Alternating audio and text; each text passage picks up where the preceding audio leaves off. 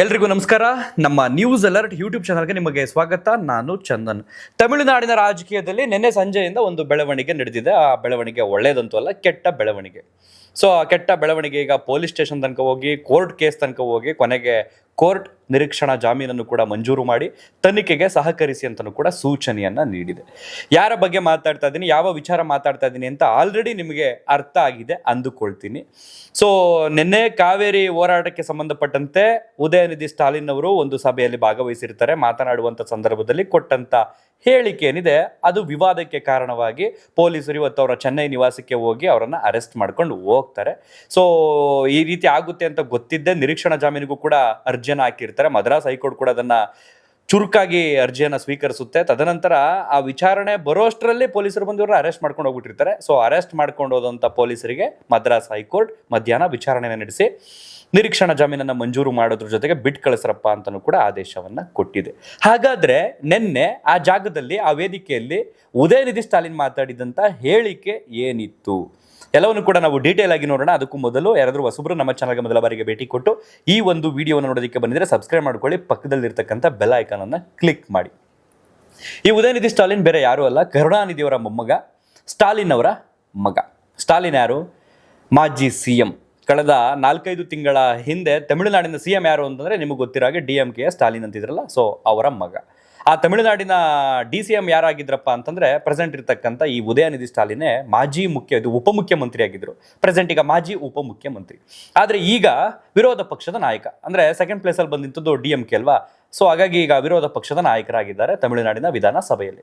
So ಇಂಥ ವ್ಯಕ್ತಿಯಿಂದ ಇಂಥ ಮಾತುಗಳನ್ನ ಯಾರೂ ಕೂಡ ನಿರೀಕ್ಷೆ ಮಾಡಿರಲಿಲ್ಲ. ಈ ಜನಪ್ರತಿನಿಧಿಗಳಿಗೆ ಒಂಚೂರಾದ್ರೂ ಮಾನ ಮರ್ಯಾದೆ ಒಂದು ಕಿಂಚಿತ್ತಾದ್ರೂ ಇದ್ದಿದ್ರೆ, ನಾನೊಂದು ವೇದಿಕೆಯಲ್ಲಿ ಮಾತಾಡ್ತಾ ಇದ್ದೀನಿ, ಅಲ್ಲಿ ಕೂತಿರ್ತಕ್ಕಂಥ ಕಾರ್ಯಕರ್ತರು, ಪೆಂಗ್ರೋ ಅಥವಾ ನನ್ನ ಫ್ಯಾನ್ಸ್ಗಳು ಅವರೇನೋ ಆ ನಟಿ ಹೆಸರು ತಗೊಂಡ್ರೋ ಅನ್ನೋ ಕಾರಣಕ್ಕೆ ನಾನು ಆ ಸಂದರ್ಭದಲ್ಲಿ ಆ ಹೇಳಿಕೆ ಕೊಟ್ಟರೆ ಅದು ಯಾವ್ಯಾವ ರೂಪದಲ್ಲಿ ಎಲ್ಲೆಲ್ಲಿ ಸಂಚಲನವನ್ನು ಸೃಷ್ಟಿ ಮಾಡ್ಬೋದು, ವಿವಾದವನ್ನು ಹುಟ್ಟಾಕ್ಬೋದು, ಹೆಣ್ಮಕ್ಳಿಗೆ ಏನು ಅನ್ಸ್ಬೋದು ನನ್ನ ಬಗ್ಗೆ ಅನ್ನೋಂಥ ಒಂದು ಸಣ್ಣ ಕಾಮನ್ ಸೆನ್ಸ್, ಒಂದು ಪರಿಜ್ಞಾನ ವ್ಯಕ್ತಿಗೆ ಇರಲಿಲ್ವಾ ಅಂತ ಅನ್ಸುತ್ತೆ.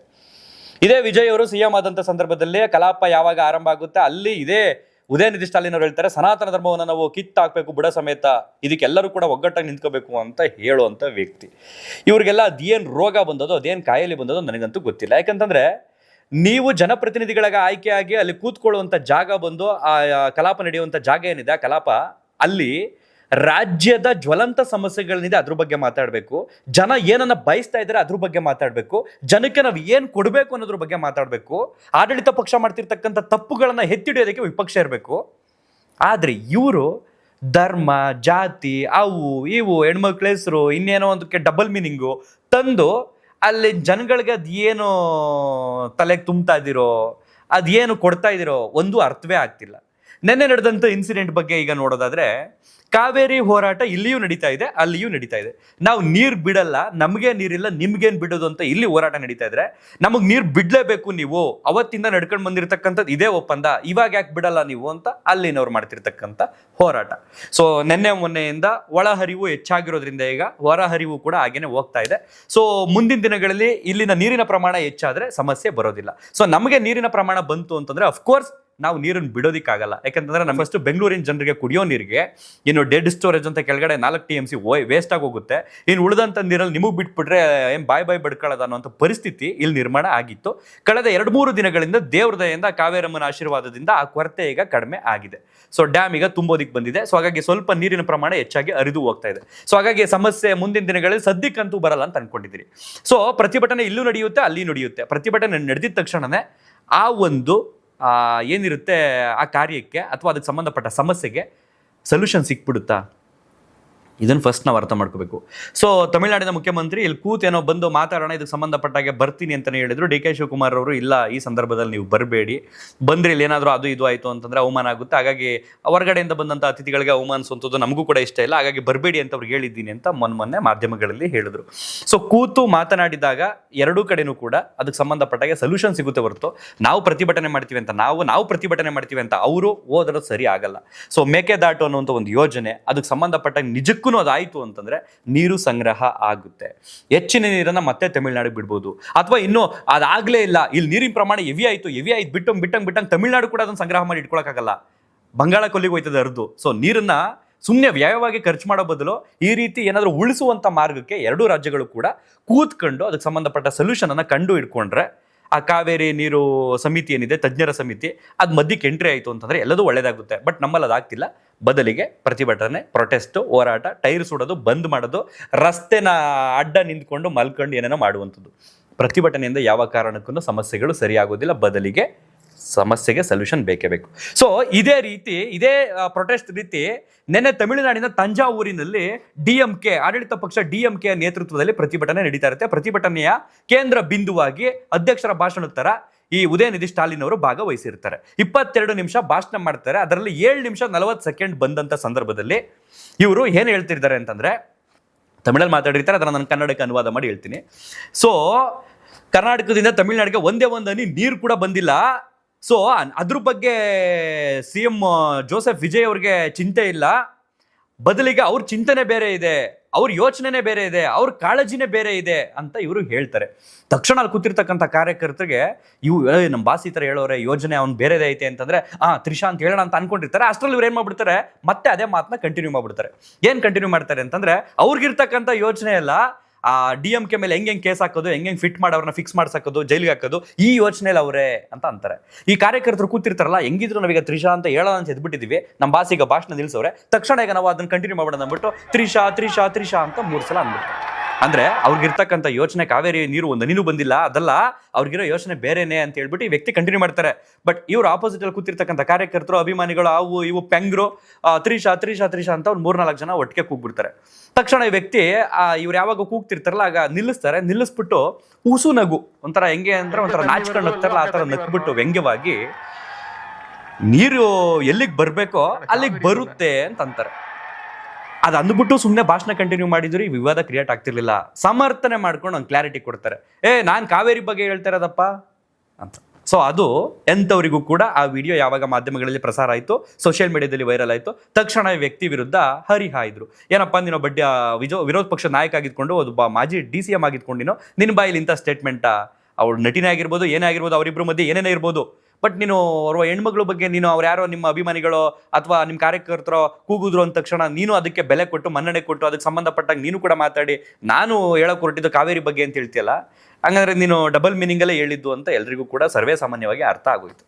ಸೊ ನಿಮ್ಗೆ ಅರ್ಥ ಆಗಿರುತ್ತೆ ಅಂತ ಅನ್ಕೊಳ್ತೀನಿ. ನೀರು ಎಲ್ಲಿಗೆ ಬರಬೇಕೋ ಅಲ್ಲಿಗೆ ಬರುತ್ತೆ ಅಂತ ವ್ಯಕ್ತಿ ಹೇಳ್ತಾರೆ. ಸೊ ಅದು ಬಿಡಿಸಿ ಇನ್ನೂ ಕೂಡ ಹೇಳೋದಕ್ಕಾಗಲ್ಲ. ಅಂದರೆ ವಿಜಯ್ ಅವರು ತ್ರಿಷಾ ಅವರ ಸಂಬಂಧದ ಬಗ್ಗೆ ಮಾತಾಡಿದಂಥ ಹೇಳಿಕೆ ಆಗಿತ್ತು ಅದು ಆ ಸಂದರ್ಭದಲ್ಲಿ. ಸೊ ಅದನ್ನ ಸ್ಪಷ್ಟವಾಗಿ ಯಾರು ಕೂಡ ಹೇಳೋದಕ್ಕೆ ಆಗದೆ ಇದ್ರೂ ಅದು ಅದೇ ಅರ್ಥ ಬರ್ತಕ್ಕಂಥದ್ದು. ಸೊ ನಾನು ಆ ವಿಚಾರ ಹೇಳ್ತಾ ಇದ್ದಾರಲ್ಲಪ್ಪ, ನಾನು ಕಾವೇರಿ ಬಗ್ಗೆ ಹೇಳ್ತಿರೋದು, ಕಾವೇರಿ ನೀರು ಬಗ್ಗೆ ಅದು ಬಂದೇ ಬರುತ್ತೆ ಅಂತ ಭರವಸೆ ಹೇಳ್ತಾ ಇದ್ದೀನಿ ಅಂತೇಳಿ ಮುಗಿಸ್ತಾರೆ 22 ನಿಮಿಷದ ಭಾಷಣನ. ಸೊ ಯಾವಾಗ ಇದು ವೈರಲ್ ಆಗುತ್ತೆ ಆಗ ರಾಷ್ಟ್ರೀಯ ಮಹಿಳಾ ಆಯೋಗಕ್ಕೂ ಕೂಡ ದೂರ ಹೋಗುತ್ತೆ, ವಿಪಕ್ಷಗಳು ಕೂಡ ಹರಿಹಾಯ್ತವೆ. TVK ಆಗಿರ್ಬೋದು, BJP ಆಗಿರ್ಬೋದು, ಏನು ಇವನ್ ಬಾಯಿಂದ ಇಂಥ ಮಾತನ್ನ ನಾವು ಎಕ್ಸ್ಪೆಕ್ಟ್ ಮಾಡಿದ್ವಿ ಅಂತ ಕ್ಯಾಕ್ ತೂ ಅಂತ ಉಗಿತಾರೆ, ಅಲ್ಲೂ ಕೂಡ ಹರಿಹಾಯ್ತಾರೆ.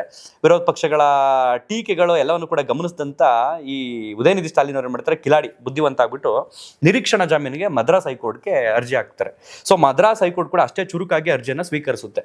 ಸೊ ಈ ವಿಚಾರಣೆ ಬರಬೇಕು ಕೋರ್ಟ್ಗೆ, ಇದಕ್ಕೆ ಸಂಬಂಧಪಟ್ಟ ಅರ್ಜಿ ವಿಚಾರಣೆ ನಡಿಬೇಕು ಅನ್ನೋಷ್ಟರಲ್ಲಿ ಏನ್ ಮಾಡ್ತಾರೆ, ತಂಜಾವೂರಿನ ಈಸ್ಟ್ ಪೊಲೀಸ್ ಠಾಣೆಯ ಪೊಲೀಸರು ಏನ್ ಮಾಡ್ತಾರೆ ಅಂದ್ರೆ, ಈ ಇನ್ಸಿಡೆಂಟ್ ನಡೆದಿದ್ದಲ್ಲಿ ಭಾಷಣ ನಡೆದಿದ್ದು ಸಭೆ, ಅಲ್ಲಿನ ಪೊಲೀಸರು ಏನ್ ಮಾಡ್ತಾರೆ, ಆ ಲಿಮಿಟ್ ಪೊಲೀಸರು ತಕ್ಷಣ ಉದಯನಿಧಿ ಸ್ಟಾಲಿನ್ ಅವರ ಚೆನ್ನೈ ನಿವಾಸ ಏನಿರುತ್ತೆ ಮನೆ, ಅಲ್ಲಿಗೆ ಬಂದು ಅವರನ್ನ ಎತ್ತಾಕೊಂಡು ಹೋಗ್ತಾರೆ. ಎತ್ತಾಕೊಂಡು ಹೋಗುವಂಥ ಸಂದರ್ಭದಲ್ಲಿ ಪರಿಸ್ಥಿತಿ ಸ್ವಲ್ಪ ಉದ್ವಿಗ್ನ ಆಗುತ್ತೆ, ಡ್ರಾಮಾ ಆಗುತ್ತೆ. ಹೆಂಗೆ ತಗೊಂಡು ಹೋಗ್ಬಿಡ್ತೀರಿ ನಮ್ಮ ಅಣ್ಣನ, ನಮ್ಮ ಬಾಸ್ನ ಹಿಂಗೆ ಅಂತ ಸ್ವಲ್ಪ ಕುಣಿತಾ ಇರ್ತಾರೆ ತೈತಕ್ಕಂತ. ಪೊಲೀಸರು ನೋಡಿ ಹಿಂಗೆ ಆಗಿದೆ, ಹಿಂಗೆ ಬಂದು ವಿಚಾರಣೆಗೆ ಸಂಬಂಧಪಟ್ಟ ಅಂದರೆ ನೀವು ಸಹಕರಿಸಬೇಕು ತನಿಖೆಗೆ, ನೀವು ಬನ್ನಿ ಅಂದ್ಬಿಟ್ಟು ಎತ್ತಾಕೊಂಡು ಹೋಗ್ತಾರೆ. ಹೋಗುವಂಥ ಸಂದರ್ಭದಲ್ಲಿ ಉದಯನಿಧಿ ಸ್ಟಾಲಿನ್ ಅವರು ಹೆಂಗಿರೋ ಮಾಧ್ಯಮಗಳು ಪ್ರಸಾರ ಮಾಡ್ತವೆ ಇದನ್ನ, ಸೊ ಆಮೇಲೆ ನನ್ನ ಮೇಲೆ ನೆಗೆಟಿವ್ ಆಗಬಾರ್ದನ್ನ ಕಾರಣಕ್ಕೆ ನನ್ನ ಹೇಳಿಕೆಯನ್ನ ತಿರುಚಲಾಗಿದೆ, ನನ್ನ ಸ್ಟೇಟ್ಮೆಂಟ್ ಅದಲ್ಲ, ನಾನು ತ್ರಿಷಾ ಅಂತ ನಾನು ಅಂದಿರೋದಲ್ಲ, ಎಲ್ಲೋ ಕೂತಿರ್ತಕ್ಕಂಥವ್ರು ಅಂದಿರ್ತಕ್ಕಂಥ ಹೇಳಿಕೆಗೆ ನೀವು ಉಸು ನಕ್ಕುದ್ರಲ್ಲ, ಅಲ್ಲೇ ನಿಮ್ಮ ಸಿದ್ಧಾಂತಗಳಾಗಿರ್ಬೋದು, ನಿಮ್ಮ ನಿಲುವುಗಳಾಗಿರ್ಬೋದು ನೆಲ ಸಮಾಲಿ. ಅದಾದ್ಮೇಲೆ ಪ್ರತಿಕ್ರಿಯೆ ಕೊಟ್ಬಿಟ್ಟು ಅದಕ್ಕೆ ಒಂದು ಕ್ಲಾರಿಟಿ ಕೊಟ್ರಲ್ಲ, ಆ ಹೆಣ್ಮಕ್ಳು ಅದು ಹೆಂಗೆ ನಿಮ್ಮನ್ನು ನಂಬ್ತಾರೆ ನನಗಂತೂ ಗೊತ್ತಿಲ್ಲ. ಸೊ ಇದಾದ ನಂತರ ಪೊಲೀಸರು ಎತ್ತಾಕೊಂಡು ಹೋಗ್ತಾರೆ. ವಿಚಾರಣೆ ನಡೆಯುವಂಥ ಸಂದರ್ಭದಲ್ಲಿ ಮದ್ರಾಸ್ ಹೈಕೋರ್ಟ್ ಏನು ಮಾಡುತ್ತೆ, ಮಧ್ಯಾಹ್ನ ಬೆಂಚ್ಗೆ ಈ ಒಂದು ಅರ್ಜಿ ವಿಚಾರಣೆ ಬರುತ್ತೆ. ಸೊ ಬಂಧನದ ಅಗತ್ಯವಿಲ್ಲ, ಅವರನ್ನ ಬಿಟ್ಟು ಕಳಿಸಿ, ವಿಚಾರಣೆಗೆ ಸಂಬಂಧಪಟ್ಟಂಗೆ ಅವರು ಸಹಕರಿಸ್ತಾರೆ, ಬಿಟ್ಟು ಕಳಿಸಿ ಅಂತ ಅಂದ್ಬಿಟ್ಟು ಪೊಲೀಸರಿಗೆ ಮಾಹಿತಿ ನೀಡಿದ್ಮೇಲೆ ಸ್ಟೇಷನ್ ಬೇಲ್ ಸಿಕ್ಕಿದೆ. ಸೊ ಈಗ ಅವರು ಹೊರಗಡೆ ಬಂದಿದ್ದಾರೆ. ಸೊ ರಾಷ್ಟ್ರೀಯ ಮಹಿಳಾ ಆಯೋಗಕ್ಕೂ ಕೂಡ ಇದಕ್ಕೆ ಸಂಬಂಧಪಟ್ಟಾಗ ದೂರ ಹೋಗಿದೆ. ಅವ್ರು ಯಾವ ರೀತಿ ಇದನ್ನ ಪರಿಗಣಿಸ್ತಾರೆ ಕಾದು ನೋಡಬೇಕು. ಇತ್ತೀಚೆಗಷ್ಟೇ ಇದೇ ಉದಯನಿಧಿ ಸ್ಟಾಲಿನ್ ಅವರ ತಾಯಿ, ಸ್ಟಾಲಿನ್ ಅವರ ಪತ್ನಿ ಮೈಸೂರಿನ ಚಾಮುಂಡಿ ಬೆಟ್ಟಕ್ಕೆ ಭೇಟಿ ಕೊಟ್ಟಿರ್ತಾರೆ. 1-2 ತಿಂಗಳು ಆಗಿರ್ಬೋದು.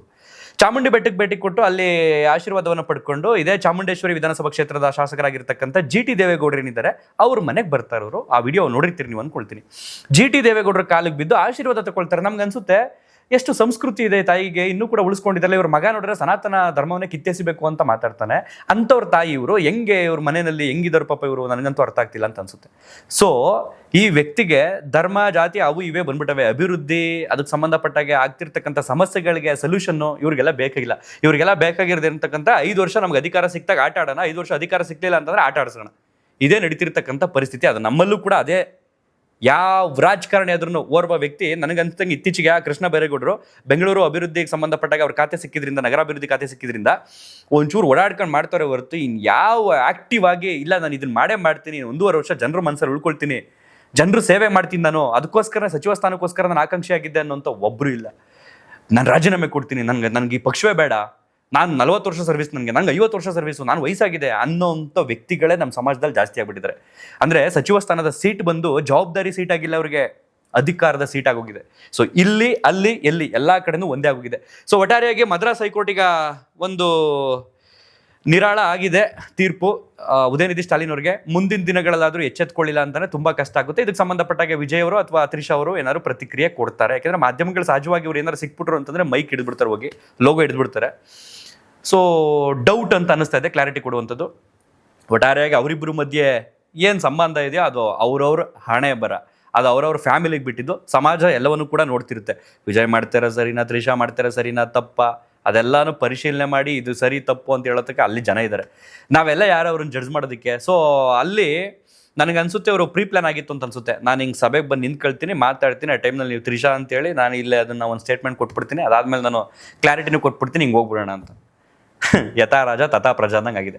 ಸೊ ಈ ಕೆಟ್ಟ ಬೆಳವಣಿಗೆಗೆ ಸಂಬಂಧಪಟ್ಟಾಗೆ ನಿಮ್ಗೆ ಏನನ್ಸುತ್ತೆ, ನಿಮ್ಮ ಅನಿಸಿಕೆ ಅಭಿಪ್ರಾಯಗಳನ್ನ ಕಾಮೆಂಟ್ ಬಾಕ್ಸ್ನಲ್ಲಿ ಬರೆದು ತಿಳಿಸಿ. ಜನಪ್ರತಿನಿಧಿಗಳಿಗೆ ಅವಾಗ ಯಾರಾದ್ರೂ ಒಂದು 4-5 ಜನ ಕ್ಯಾಕ್ರಸಿಂಗ್ ಉಗಿಲಿಲ್ಲ ಅಂತಂದ್ರೆ ಅವರೆಲ್ಲ ಬುದ್ಧಿ ಕಲಿಯಲ್ಲ, ಬದಲಾಗಲ್ಲ. ಸೊ ಇದಿಷ್ಟು ಹೇಳ್ತಾ ಈ ಒಂದು ವಿಡಿಯೋನಲ್ಲಿ ಎಂಡ್ ಮಾಡ್ತಾ ಇದೀನಿ. ಮತ್ತೊಂದು ವಿಡಿಯೋದಲ್ಲಿ ಸಿಗೋಣ. ಧನ್ಯವಾದ.